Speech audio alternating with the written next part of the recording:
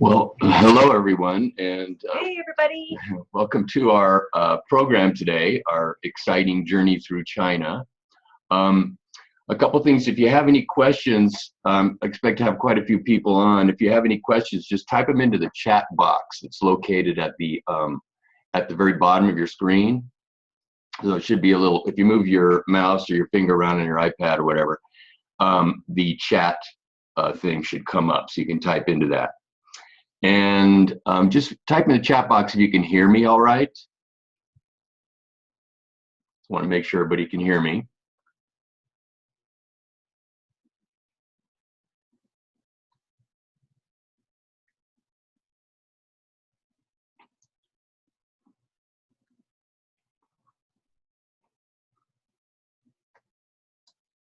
Hello?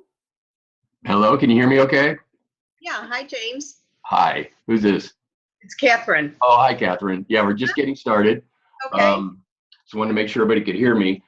So thank you all for joining us today. I'm James Jay, as some of you know. And I'm Helen. And my lovely wife, Helen Jay, sitting next to me. Hi, Helen. Hi. And we are planning this tour coming up September 15th through the 29th. So it's on the way. Yeah. And I just wanted to take some time today to just go through all the places that we'll be visiting while we're in China. And I think that you'll find that it's a very unique program. And so without further ado, we'll get started here. Okay. And if you have any questions along the way, just feel free to, I'll just unmute people so you can feel free to ask a question if you like. Okay. And Janet, can you hear me okay? I'm hoping so. Okay, so the first day we arrive in Beijing, and this is a photo of the fairly new Beijing International Airport, which is just a really beautiful airport. And the way the tour works is that once you are in China, everything is covered for the entire tour as far as all your meals, hotels, and we stay in 5-star deluxe accommodations. Transportation. All the transportation. We take one flight within China. And so the way it works is you get your own flight to Beijing. So we begin on Beijing, and you plan on arriving there on September 15th. And then we actually depart from Shanghai at the end of the tour. So arrive Beijing, depart Shanghai. It's very important. And if you want to extend your time in China, that's doable. We can book extra nights. And there's a couple extensions too, if anybody's interested. So we arrive in Beijing, and you arrive at this ultra-modern airport. And before the tour, we will send you a taxi card to give to the taxi driver. There'll be a taxi line right outside the airport. And you always just get a taxi from the taxi line. Don't take a ride from anybody that comes up to you and offers you a ride. You want to take an official taxi. It's very inexpensive. It's probably under $25 to get from the airport, which is about an hour out of the city, to the hotel. So you want to definitely take an official taxi. We've had, once or twice. I mean, there's no real rip-offs in China. It's pretty much crime-free for the most part. But we've had people overcharge a little bit if they weren't an official taxi. So just make sure you do that. And then the hotel we're staying in is called the Beijing International Hotel. Very beautiful 5-star hotel right in the heart of Beijing, very close to the Forbidden City. In fact, you could walk there. It's probably 20. Oh my God, you want to watch this? Yeah. So yeah, probably a 20-30 minute walk to the Forbidden City. And just wanted to mute, we're getting some noise there. So yeah, Beijing International Hotel. And the first day you arrive, you go to the hotel, and generally people get in different times during the day. And okay, I gotta try and mute. We're getting some external noise here. Bear with me a minute. There we go. Um, so the first day, depending on what time you arrive, some people arrive in the morning, the afternoon, the evening. You want to get the official taxi, go to the Beijing International Hotel, and the actual program begins the next morning after breakfast. So we'll give you complete details and where we will meet, and all the ins and outs of what we're going to do. And this is a picture of Beijing, sort of the skyline. And we pick this time of the year in the fall to go to China because it's usually the least polluted time of the year. And we spend 5 days in Beijing.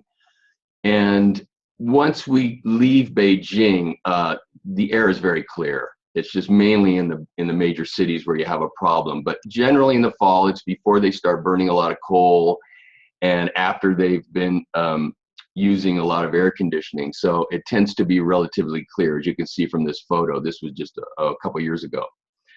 And the very first morning, we all hop on a bus and we go to Tiananmen Square.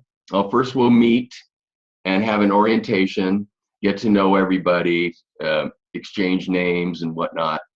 And then we'll hop on the bus and go to Tiananmen Square. So the very first thing we do is go to Tiananmen Square, which is the largest square in the world. So it is huge. And it's just outside the Forbidden City. You can see the entrance to the Forbidden City right there in the photograph. And it's extremely interesting, this area, because in Feng Shui terms, the Forbidden City was built on what they call the prime meridian, and that's the main energy flow of all China. So when the Forbidden City was built in the 1400s, the Feng Shui masters determined that location would be the best location for the emperor to receive the most qi energy. And we will actually, that first day, you can see this fellow here, Dale, is holding a couple of dowsing rods, if you can see that. And one of the first things we do is actually use the dowsing rods to find this prime meridian. And there's so much energy there that it's very easy to do. So we're always marveled at it. And so that energy goes directly through Tiananmen Square into the Forbidden City. And if you saw the movie, The Last Emperor, you remember when the emperor as a boy, he's sitting on a throne. That throne is placed directly on this line. So it's a very, very important piece of Feng Shui history of China. And this is your aerial view of the Forbidden City. So you can see Tiananmen Square, where if you can see my pointer there. And then this large rectangle here is the Forbidden City. And in Feng Shui terms, the Chinese considered the Forbidden City to be what they called the Earth Dragon. And then to the left, you see this long body or series of bodies of water. So it's a series of lakes. And they considered that the water dragon of China. And a very auspicious and lucky symbol in Chinese mysticism is two dragons playing with a pearl. And in 2008, when they were getting ready to host the Olympics, they actually created the pearl. And you can see this little silver thing right here. And what that is, there's a bit closer, you can see it a little better. And what that is their national theater. So it's very beautiful, and it's representing a pearl growing in the water. So the actual entrance to the theater is through a tunnel under this small pond here. And so they ended up with the pearl in 2008. And so here's another view. And this dragon line this prime meridian that I was mentioning starts down here at Tiananmen Square, goes through the Forbidden City, and actually travels all the way through the city. You can see all the way up here. And this is where the Olympic Village was placed.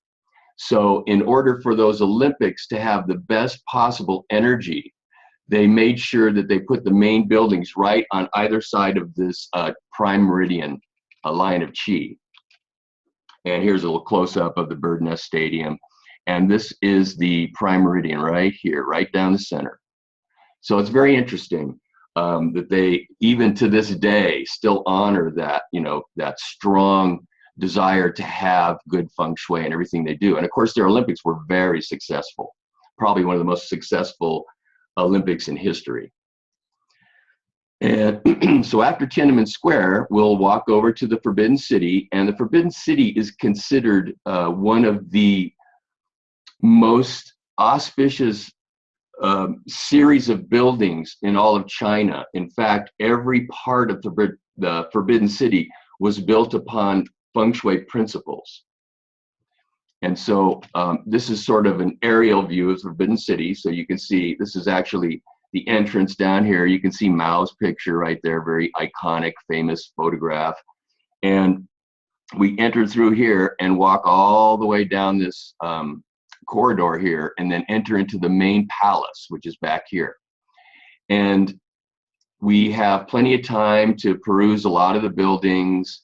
Many of them are set up like they were in ancient times. So it's a very interesting place to analyze the feng shui, because as I said, every part of the Forbidden City was built with feng shui in mind. So they always were concerned about feng shui. And then, of course, a lot of people ask us about the meals in China. So the meals are actually very sumptuous. There's no strange foods. It's mostly either vegetarian, you can choose vegetarian, or you can choose meat dishes, and both, of course. Vegetables come with the meat dishes as well. And all the meals are served banquet style. And the only meats they serve really are chicken, beef, and pork, and fish. So people ask about that a lot. They're going to be cats and dogs, or we've never seen anything like that. So it's really, really delicious food. And every meal is this banquet style, except for breakfast. Breakfast we have at the hotel, and that's usually a buffet. So you can pick out whatever you want to have. They usually have someone making omelets if you want a Western breakfast, or you can be adventurous and try a Chinese breakfast. But it's really up to you. And everything's included with the meals, of course, including the drinks, usually beer or soft drinks or bottled water. Tea. And tea, of course, always tea. Yeah, tea is the national beverage of China. So that's day one. It's a pretty full day. It takes, quite a bit of time to go through the Forbidden City. And as we're going through, Helen and I are analyzing and letting you know how everything was set up according to feng shui principles. Then the next day, that would be day 3, we start off in the morning, we get on our coach again, and we head out toward the Great Wall area. And along the way, we stop at some very interesting places. And one of them is a jade factory. So where they process raw jade into all sorts of things. So you can see here's a jade boat, and that's a feng shui remedy. And jade animals and jade jewelry. And the person that you saw in this photo here is explaining to the group how to tell real jade from fake jade, and then what the properties of jade are. Because this is an official store, and sometimes you buy jade on the street. It may be glass, it may be some sort of resin mixed in or something. So you really want, if you're interested in purchasing any jade at all, you want to do it here because it's real. And she goes over how to tell. It's pretty easy once you learn the steps to it.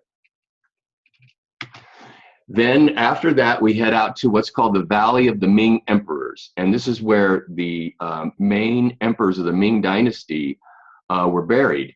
And we don't actually go into the tombs, but we walk what's called the Sacred Way. You see this long walkway here that has a series of large animal statuary. And there's always one standing and one sitting. And there's camels, elephants, lions, mythical animals like Qi Ren and Fu dogs, and then there's also civil officials. So these were symbols of protection for the Ming tombs. Here's a close-up one. You're really not supposed to climb all over them, but they don't care that much. So it's a very lovely, very beautiful place. I did post a video online. I don't know if any of you saw that recently that just showed a quick snippet of this sacred way. It's a very interesting location. Very powerful too. And the willow trees just add a real sense of calm and tranquility. And a lot of times in Feng Shui, we don't consider the weeping willow as a positive qi enhancer. But in this location, it's perfectly appropriate because it is the entrance to the tombs. So that's where you want that very calm, very settled feeling. Then, of course, no trip to China would be complete without going to the Great Wall. So after we go to the Valley of the Ming, which is very close to the Jiuhuashan Pass, part of the Great Wall, which is very easy. There's a steep part and there's a not so steep part. So it's very easy for everybody to climb and walk around on the Great Wall. I'll show you the steep part. This is the steep part here. This is for the very vigorous who want to get a good workout because it goes straight up the side of a mountain.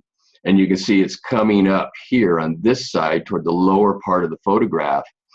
But you can also go the other direction. It picks up just beyond this complex here, and it's a very gentle rise. So it's very easy to climb. So we spend a few hours there. People just take off on their own, roam around, take photos, take video, whatever you want to do, and just really explore that area because it's just so fabulous. The Great Wall. They say you're not a human being until you've climbed the Great Wall. That's a Chinese saying. So it's definitely considered one of the most important places to see in China. And so that's a full day. That's the third day. And of course, after that, we have dinner.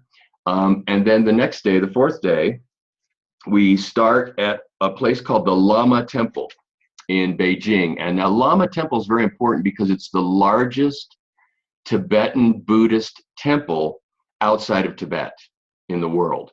So it's a very large temple, and it has one of the tallest standing Buddha that's carved out of one single piece of wood. It's almost, how tall is it? It's 27 meters, I think. So it's almost 90 feet. It's very tall, very, very tall. And that's in the back of the temple. And this temple is important because this is where our teacher, Grandmaster Lin Yun, learned Feng Shui. So so that's why it's so important, and we always go here. And the region around the temple is spectacular because it's filled with all kinds of curio shops that sell Buddhist, Feng Shui, and Taoist items. So it's very it's great shopping if you're interested in those sorts of things. And of course, we'll probably see a llama while we're at the Lama Temple. They're very friendly. So here's Helen and I a couple years ago, and he actually gave a lecture to our group about Buddhism.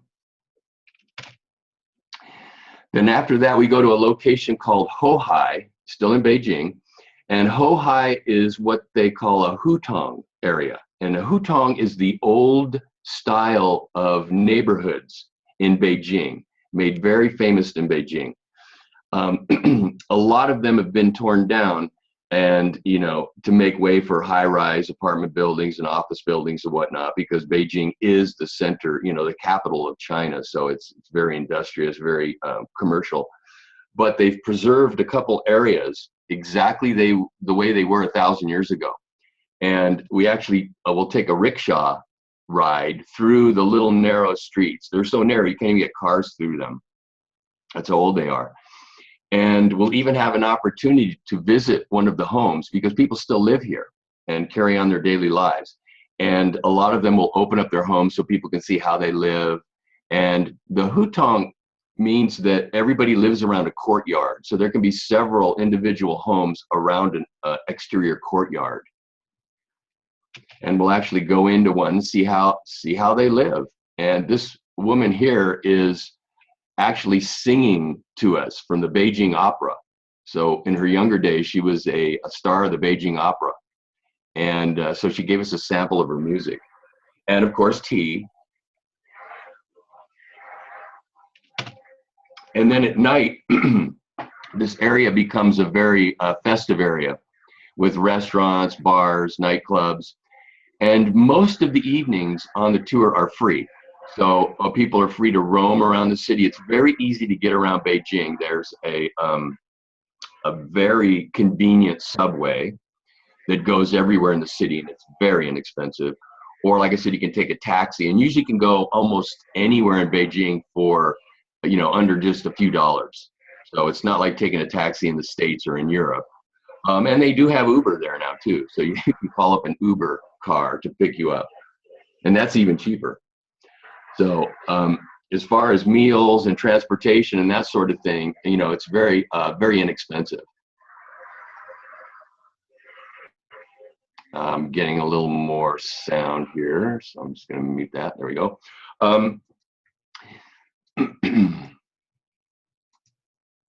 And then, so that takes us, that was day 4. So day 5, in the morning, we head out to what's called the Summer Palace. And this is a very, very important building. This is where, or a building complex, I should say. And this is where the emperor went on the summer solstice and the winter solstice and the equinoxes to pray for good harvest, to set the tone for the coming year. And this building, what did you say? Temple of Heaven.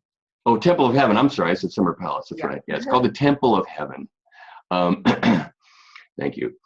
And this building here is very unique. It's constructed entirely of wood without the use of any nails whatsoever. So it's all fitted together. So it's a very, very famous building. And this was built also in the late 1400s.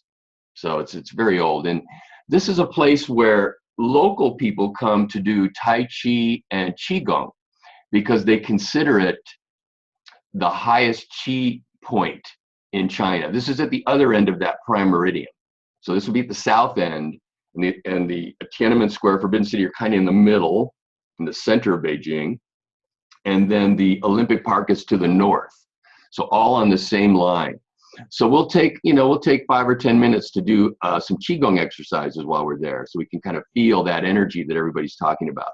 So in this picture, I'm leading a group we had in doing what's called the Sunshine Buddha exercise. And it's a way of raising the Qi, actually borrowing Qi from the sun and then circulating it in your body. So that was taught to us by Grandmaster Lin Yun. And it's a very easy way to lift your Qi if you ever feel down or sluggish or, you're stuck or anything like that.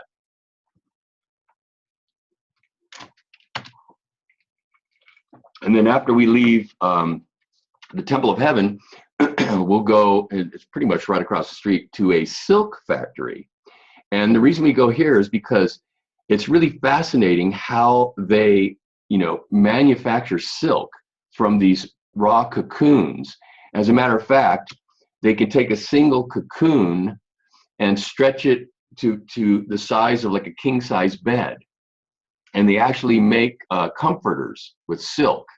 Most comfortable comforter you can imagine. Much, much better, much more efficient than down, as a matter of fact. So we'll watch them do that. And that's very fascinating. A lot of times people will pick up a comforter and to bring home with them. And they'll actually ship it, so you don't have to carry it around with you. That's part of the deal. They just ship it to you. Then, of course, another meal. And this one happens to be in a restaurant called Lao Beijing, which means Old Beijing. And it's a restaurant that's been there, gosh, how long? Like hundreds of years. Yeah. And they're famous for their noodle dishes. Really delicious food. And very festive too. So if you want to search online for Lao, L-A-O, Beijing, you can read about this restaurant. So we'll have our meal there. And then after that, we go to the Shaolin Kung Fu show. And so the Shaolin monks perform all these amazing acrobatic and Kung Fu style movements. And that's so that evening we actually have a pretty full evening, and that's our last night in Beijing. And then the tour really starts to get fun because we're going to take a flight now to the southeastern part of China to one of Helen and my favorite places in all of China, and that's called Jiuhuashan, or Nine Lotus Mountain. And it's absolutely stunning area. I mean, you can't believe how picturesque this place is. And it's a mountain. There's 4 sacred mountains in China, and Jiuhuashan is one of the most famous. And this is the type of place where once we leave Beijing, we're not going to see too many tourists. We're probably going to see a lot of monks, a lot of nuns, a lot of everyday Chinese people, and a lot of pilgrims who make pilgrimages to these sacred mountains. And here's kind of a view from the mountain down into the valley. So as you can see, it's very lush. And the vegetation is kind of a mixture of pine, as we see in this picture, and bamboo forests, which adds a really great feeling to this location. So it's far enough south that the bamboo can grow, but it's high enough in the elevation that the pines thrive there. Here's another temple, one of our favorite temples there on Jiuhuashan. So you can see it's kind of just perched out on that precipice there.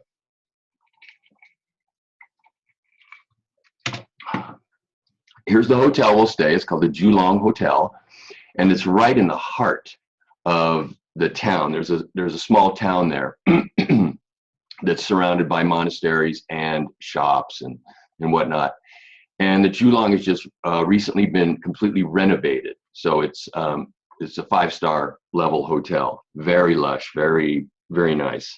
And it's right outside the hotel is this lotus pond. And here's sort of one of the little streets in town in Jiuhuashan.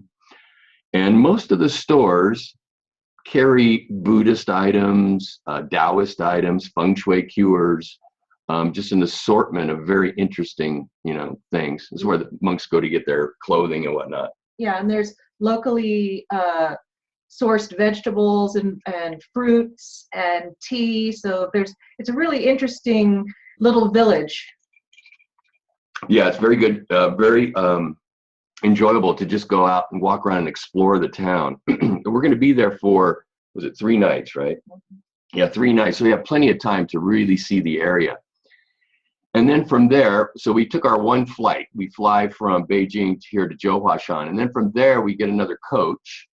And we'll travel through the countryside. And this is really, to me, the most exciting part of the tour, because we're going to go to some places that I haven't been to, and that are all considered the most important Feng Shui locations in China as far as how they're set up. And the first place we go is called Chengkan. So we go to Chengkan. I know these names look a little funny. Chengkan, Tunxi, Qiyunshan, and Hungcun. So we'll visit these ancient towns, and they're all very, very ancient towns, and they're all pretty much the way they were, hundreds, if not thousands of years ago. So, and a lot of them, because they're kind of interconnected with the Grand Canal in China, so a lot of the towns have waterways going through the town. So here, this is Tunxi, and Tunxi is considered a very important commercial center in ancient times. It was considered an important commercial center in ancient times. And so we'll visit that village. And actually our hotel, see if I got a picture of the hotel. There's a scene just after it rained. Quite lovely. And this is the hotel. This is a really beautiful hotel. It's Crown Plaza, and it's above 5-star actually. And here's a picture of the lobby. And that's what the rooms look like. So as you can see, we have very comfortable accommodations throughout the tour. Very modern. Very modern, yeah, very deluxe. And so Tunxi will be sort of our base for, I think it's 2 or 3 nights. And from Tunxi, we'll go out into the countryside and visit some different towns. So the first one we visit is, get the next slide, yeah, Hungcun. So Hungcun is a very important water town, It's very good feng shui. As you can see, it sits right at the base of these mountains, and that's considered very auspicious with water in front. That's a very traditional feng shui setup for a building or a home. And a little bit of the daily life there in Hungcun. So you can buy fresh vegetables. The food is really good there. It's all fresh, and it's all organic too, because they don't use pesticides out in the countryside. Here's a real beautiful picture of the time of year when we'll be there, which is the fall. So it gets, you know, fabulous colors. Then from there we go to a mountain called Qiyunshan. Now, Shan means mountain, so it's Qiyun Mountain. And as you can see from this picture, we're getting a glimpse of what they call the sea of clouds. So if you're there, and you know, in a very special time when the clouds kind of roll in, you get above the clouds. It's very, very beautiful. And the town itself too is very beautiful. And what's really interesting about this place is there's a giant bagua just outside the village that you can view from the mountain. So those of you who are familiar with the bagua, you know that that's the most important tool we have in feng shui as far as analyzing space. And in this town, in ancient times, the emperor would use this bagua to try and manipulate the energies of the entire empire from here. So it was considered, you know, extremely important in feng shui terms. And you can see it's a very ancient village. It has the typical ancient architecture. There's no new high-rise buildings in this town. They're all built in the ancient style. So that's why they're all white, because it tends to get warm, you know, well, actually hot there in the summer. So the white buildings keep the buildings cool. And we'll tour an ancient building, and we'll see the building techniques that they still use today. And then also in Qiyunshan, there's some interesting temples. This is a very famous temple here. So we'll take a little time to check that out. And then from, let's see, day 11 to 13, then we head to one of our favorite cities called Hangzhou. That's pronounced Hangzhou. And the Chinese call Hangzhou heaven on earth. And Hangzhou is extremely famous for having the best tea in China. So we'll actually go out to a tea plantation. You can see here tea growing in the hills, the terraced tea gardens or tea plantations. And we'll actually have a chance to, you know, watch how they prepare. Now, the green tea that comes from Hangzhou is called Dragon Well, and that is the most famous tea in China. So if you say you want the best tea, you go to any tea shop anywhere in China, they will recommend Dragon Well tea. And this worker here is processing the tea leaves. And this is just after the spring budding of the tea plants. And they lightly roast them. So that's actually a roaster. He's rubbing the tea leaves around until they dry. And then we'll sample the tea. And we'll get a lesson on how to tell good tea from bad tea, how to tell the different grades of tea. And a lot of this tea never makes it out of China because it's you know, they don't want to let it go. So the stuff we get here, if it's Dragon Well, it's not the highest quality. So they'll show us, you know, how to tell the good quality from the lower quality of tea. And then also in Hangzhou, it's very famous cave carvings. So Buddhist cave carvings. And we'll go and view those. Really awesome. And it's a very beautiful grotto here. So there's water running through it. And it's very large. I mean, there's probably, what, 100? Yeah. 100 carvings. And some are really big. Some are very small. And there's pathways that wind around through these hills. And this was actually started by a man actually from India who came to China and found this hill here, this mountain, and thought it looked just like a mountain in India. So he established a temple there and then started working on these carvings. And they took years and years and years and years to complete. So they're very famous. And this is a temple called the Medicine Buddha Temple. So a lot of times different temples will be dedicated to different deities, different important Buddhist deities. And the medicine Buddha, of course, by the name, we can tell the medicine Buddha is good for health.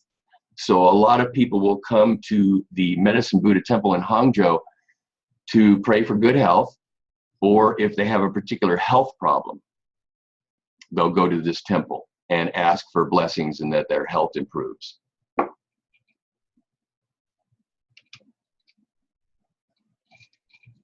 And this is the famous shopping street in Hangzhou, very colorful.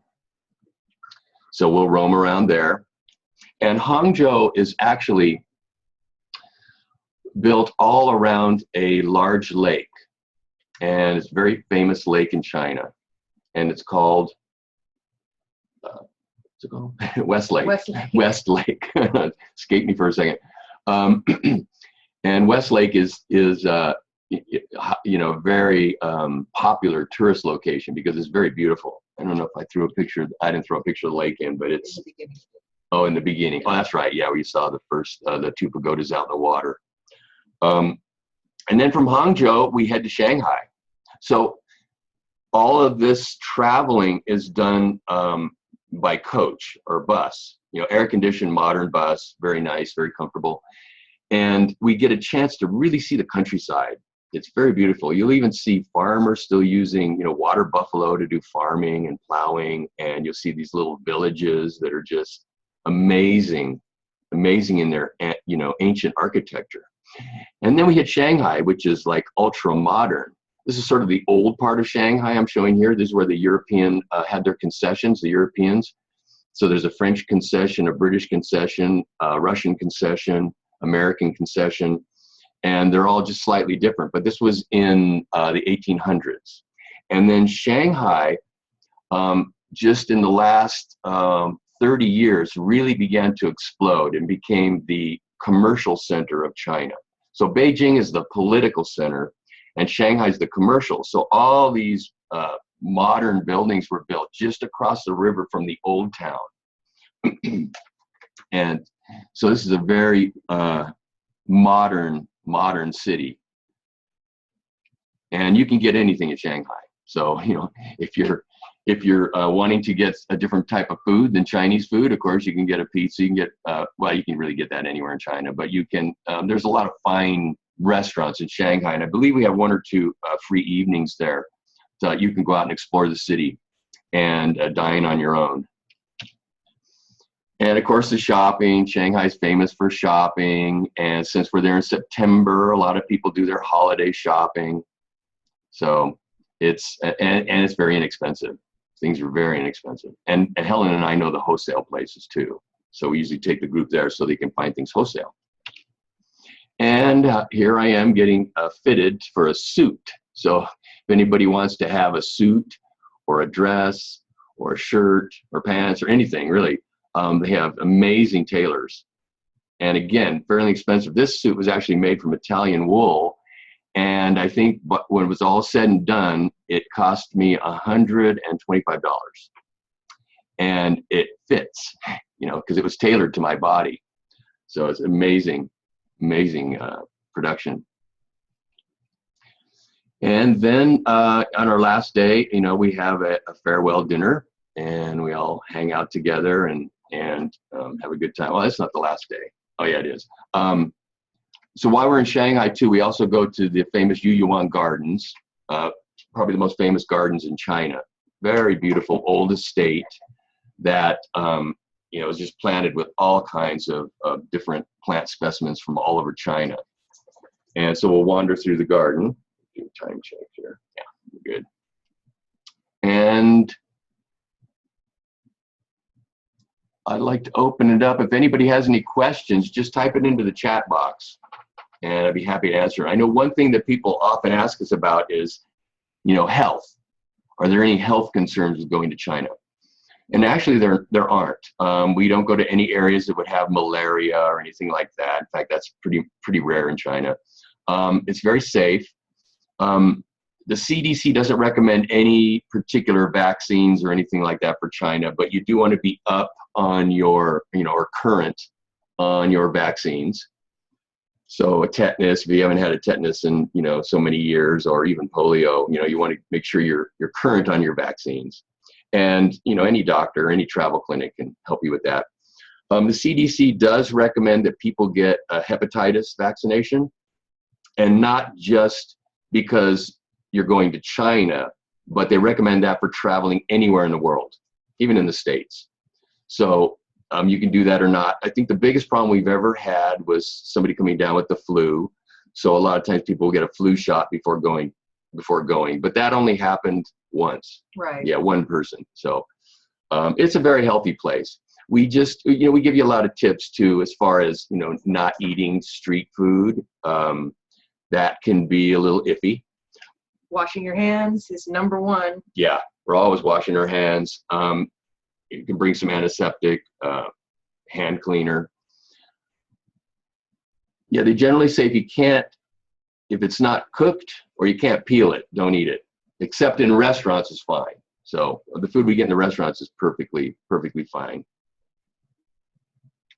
And they do have a pretty modern healthcare system. So, even if there was any problem, we do recommend that people get travel insurance. Actually, we require it because it really does protect you. Now, some insurance companies, you can check with your insurance. Some insurance companies will actually cover, your insurance while you're out of the country. I think Medicare has some coverage, and some insurance companies do. A lot of them don't, though. We recommend a company called CSA. And the travel insurance not only protects you, if you get sick or have an accident or anything like that, but it also protects your investment, because if something happens where, you have to come home, or you can't go on the tour, you come down with something or something, then the insurance company pays for your tour. So, and CSA is a very good company to check into. We've used them. They pay very promptly. Very good company. And we also get asked about visas. And about, I'd say a month before we depart, we will send you complete information in getting your China visa. And the process is you send your passport to either Chinese embassy, consulate, or agency. We usually use a private agency, and they will take your passport to the consulate or to the embassy. If you live in a city that has a consulate, you can take your passport right there, and they'll do it same day. Otherwise, we just, FedEx the passport to the agency. They take care of the whole thing and FedEx it back. And so we'll do that. You want to make sure that your passport does not expire till a minimum of 6 months after the tour ends. So you want to make sure you have plenty of time on your passport.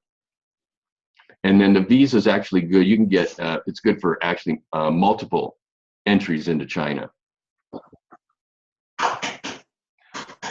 We often get asked about electricity.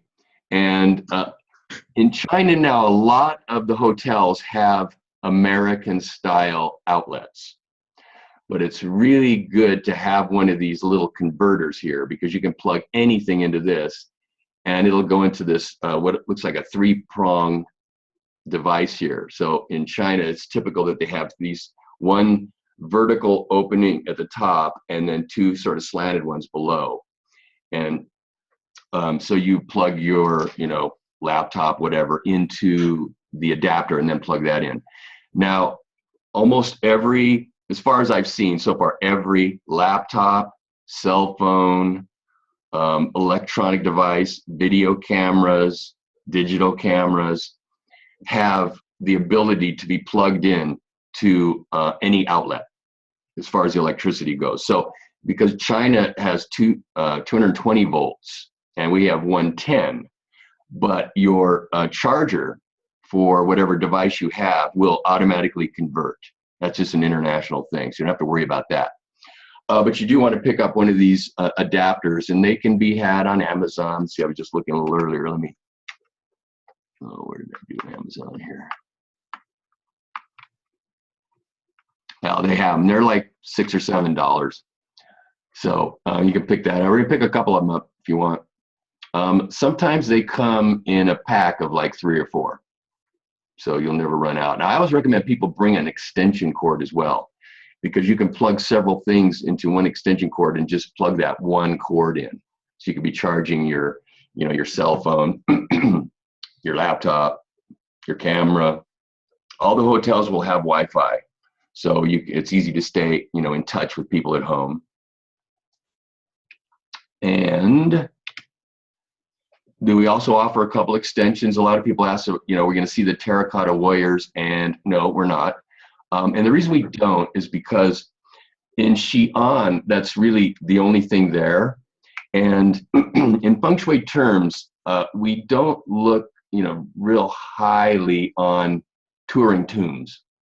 So, but I've been there a few times. We've both been there several times, and it is very interesting. And so you can take an extension and just go there. I think it's 2 nights. You just fly there and fly back, and it's relatively inexpensive. I'll post that on the website. I don't have the cost with me right now.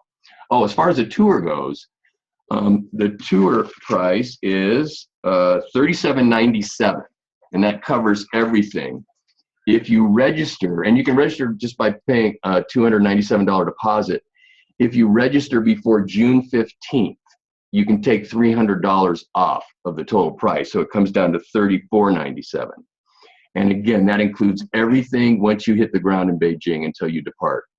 So the only thing people actually need any extra money for is basically shopping, if you do any shopping. A little close-up of the warriors. And then there's also an extension to Guilin. Guilin is the very, very southern part of China that has these amazing karst formations, and a very famous river that you can travel on the river and see these formations. So that's another one. Or you can do both. That's fine too. But we like to keep the tour to just about 2 weeks. So it's 14 nights. And the reason is, but usually by the 14th night, people are, kind of ready to come home. Some people want to stay longer. Some want to come home. So if you want to stay longer and do any more traveling, we can arrange that for you. No problem. Very easy. And that is pretty much it. Are there any other questions at all? Very quiet group. Let me unmute. Okay. Well, again, I want to thank you all for joining us. I will be, I'm recording this, so I'll post a recording if you want to view it again at any time.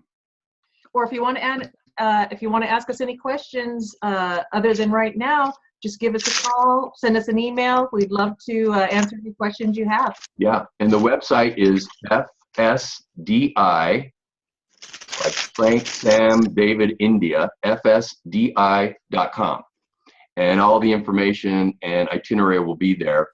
And if you want a copy of the itinerary, just send me an email at James, I'll type it into the chat, james@fsdi.com, and I'll send you a printed itinerary.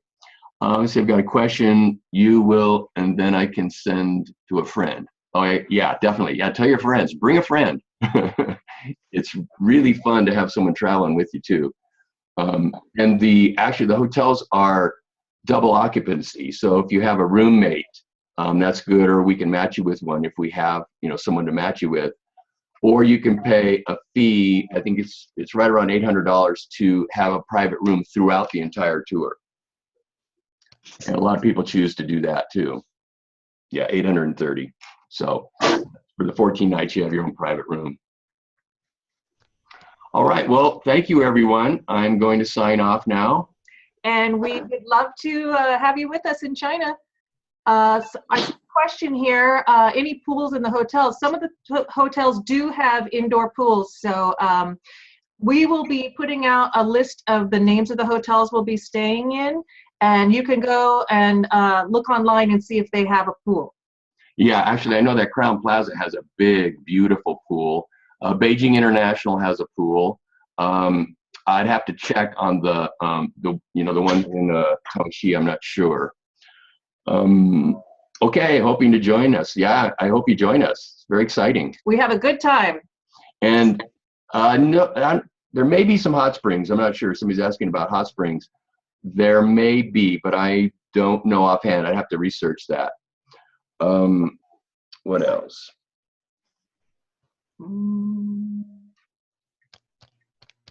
Yeah, I think that's about it. Okay, let me put my phone number in here too, or our phone number, if you have any questions. My email. Yeah, and also Helen is kind of organizing everything, so I'll give you her email. Yeah. Oh, no. You can email me any questions at all, and I'll get right back to you. Yeah, questions always come up, so you know, don't hesitate to call us or drop an email. And this is, I think this is going to be our 23rd trip. So you're in good hands. we know the ropes. And our people over in China, our organizers, are very, very proficient. And we have a translator with us the whole way. Helen and I both speak some Mandarin, but you know, not enough. We have an English expert, Mandarin English expert with us the whole time. So, you know, it's very easy to understand everything. Okay, All I'm right. signing off now. Goodbye, everyone. See you in Beijing.